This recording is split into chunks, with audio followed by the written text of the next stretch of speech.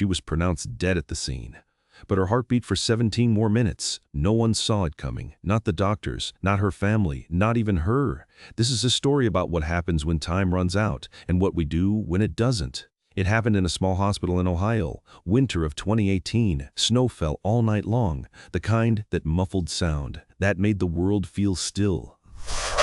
Her name was Claire Reynolds, 32 years old, a school teacher, loved by everyone who knew her. She taught 3rd grade at Maplewood Elementary. Kids drew pictures of her with hearts around them. One said, "You make math fun." Another wrote, "I want to be like you." She wasn't famous, had no millions on social media, never appeared on the news, but she mattered more than most, and more than most. Then came the headache.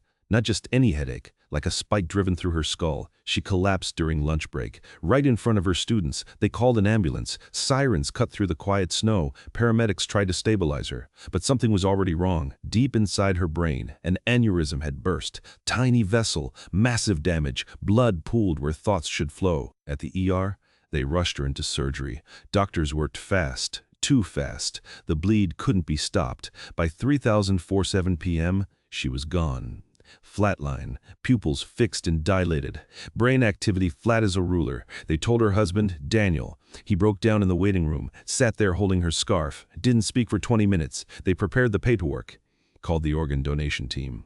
Life support stayed on for compatibility tests, just routine procedure. But then something strange happened. 12 minutes after death was declared, her fingers moved. Not a twitch, not a reflex, a deliberate curl, like she was trying to grab something. Nurses froze, monitors blinked red, heart rate, 68 beats per minute. Impossible. She had no brain function, no cortical activity.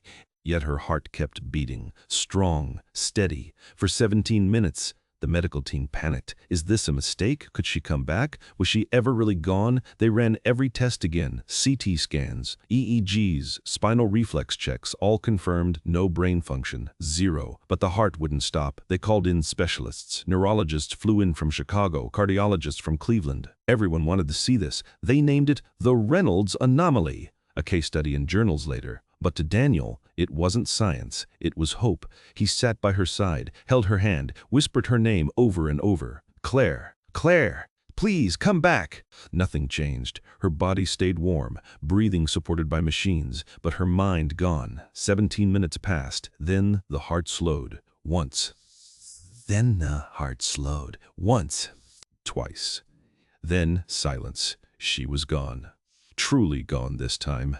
The funeral was quiet. Snow still covered the ground. Children from her class sang a song, "Lean on Me" by Bill Withers. Daniel stood at the edge of the crowd. Didn't cry. Couldn't. Grief had turned to stone inside him. He went home to an empty house. Empty bed. Empty coffee mug on the counter. Days blurred, weeks crawled. He didn't work, didn't answer calls, until one morning he found a notebook on her nightstand, blue cover, taped shut, with his name written in her handwriting. He opened it slowly. Pages filled with dates, thoughts, secrets, not just memories, predictions. She wrote about her death. 6 months before it happened. "I know it's coming," she wrote. Not suicide, not fear, just knowing. She described the headache, the classroom, the snow, even the scarf Daniel would hold. How? No doctor had warned her, no symptoms before, no family history, yet she wrote it all, in detail, and one line stood out, underlined 3 times.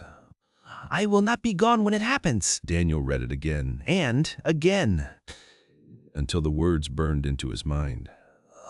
He showed it to her best friend, Lisa, a nurse at the same hospital. She read it quietly, then looked up, eyes wide. "She never told me about this. She never told anyone." But Lisa remembered something. 3 weeks before Claire died, she mentioned dreams, vivid, repeating, same scene every night, standing in a white hallway, doors on both sides, voices calling her name, not from behind, from ahead.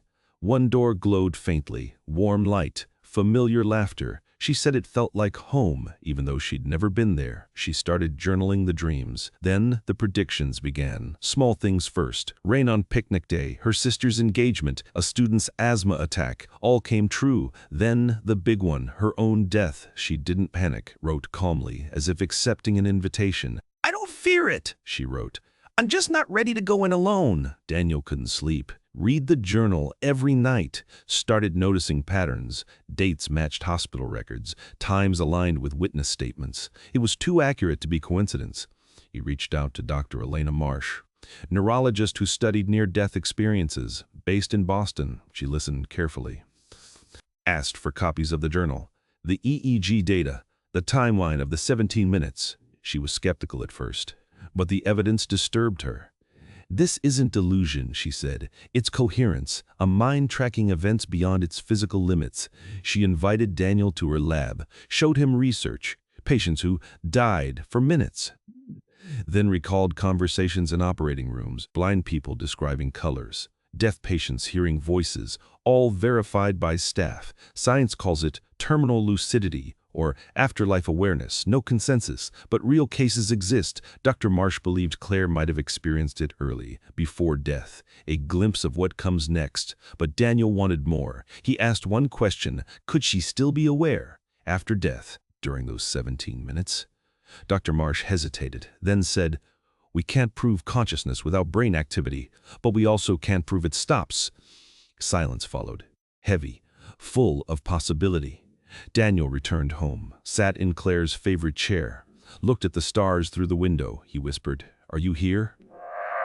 Heat rushed through the vents, their old code. When they were apart, if one missed the other, they'd turn up the heat, a signal. "I'm thinking of you." It hadn't worked in years. Old furnace, broken switch. But now, warmth spread across the floor. Daniel smiled. Tears fell. Maybe it meant nothing. Maybe it was just a broken wire. But maybe, just maybe, she heard him. He started sharing her story. Not for fame, for closure. Posted excerpts from the journal, talked to podcasts, gave interviews. People responded, thousands. A mother wrote, "My son said goodbye before he crashed. He told me not to cry." A firefighter, "I died in the blaze. I saw my daughter's graduation. Then I woke up." Stories poured in, all different. Same thread. Awareness beyond death. Love that doesn't end. Love that doesn't end.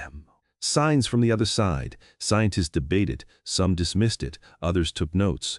But Daniel didn't care about debates. He cared about connection. He founded a non-profit, Still Here, support for families after loss, recording stories like Claire's. He met others who lost someone suddenly, found comfort in their pain, shared silence, shared hope. One woman told him, "My husband winked after death. Nurse said it was muscle spasm. I know better." Another said her father's watch stopped at the exact moment of death, restarted when she forgave him. Patterns emerged, not proof, but meaning. Dr. Marsh published a paper, The Reynolds Case, a challenge to neural dogma, cited 73 similar incidents, called for new models of consciousness. Mainstream media ignored it, but underground it spread. People began watching for signs, listening in silence, looking for warmth in cold rooms. Daniel still lives in their house, keeps her books on the shelf, her mug on the counter. Every morning he speaks to her, sometimes out loud, sometimes in thought. He still asks, "Are you here?" Sometimes the lights flicker, sometimes the music turns on, their song. "Here comes the sun." He doesn't need proof anymore. He feels her in the quiet, in the love that never left. And then something else happened. 2 years after her death, Daniel was cleaning the attic, found a box labeled "For Danny," taped shut, dusty. Inside, a USB drive and a note. "Play this when you're ready." He plugged it into his laptop. Video loaded. Claire, smiling, sitting in their living room. Date stamp, 1 week before she died. She looked calm, peaceful. "Hi, Daniel," she said. "If you're watching this, I'm gone." His breath caught. "I wanted to say goodbye properly, in person, but I didn't know how." She paused, looked down. "I'd been having these dreams. I think I'm being shown things." She described the white hallway again, the voices, the glowing door. "I'm not afraid," she said, "but I don't want you to forget me." "Not really." Then she looked straight into the camera, straight into his soul. "You'll think I'm gone, but I won't be. I'll be in the quiet moments, in the warmth of sunlight, in the way your coffee tastes better in the blue mug." Daniel sobbed. "Couldn't stop. I'll send signs," she continued, "little ones, so you know I'm okay. And when it's your time, I'll be waiting at the door with coffee and that stupid joke you hate." The same laugh he missed every day. "I love you, Daniel. Always." "Don't rush." Screen went dark. He watched it 10 times, 20. Each time it hurt and healed. He shared the video. Only once, then took it down. It's private, he said. But the message isn't. Now he travels, speaks at hospitals, schools, community centers, not about death, about love, about presence, about the unseen threads that bind us. He says, we measure life in years, but meaning, that's measured in moments.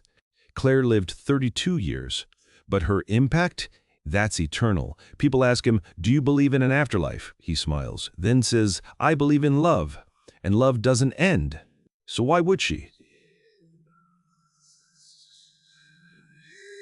Skeptics demand evidence, but ordinary people, they understand because they've felt it too. A whisper, a scent, a dream, a warmth when they needed it most. We are not just bodies, not just brains, not just chemical reactions. We are something more, something unmeasured, unseen. And when we lose someone, they aren't erased. They change form, become memory, energy, presence.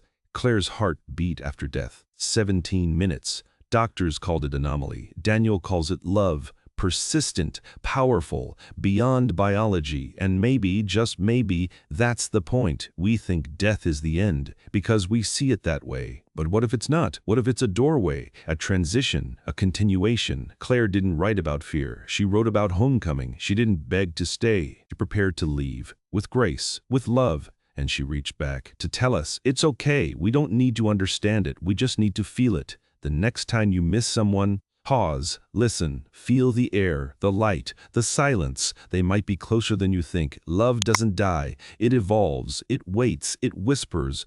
And sometimes, if you've ever lost someone, you're not alone. And if this story touched you, please like and subscribe.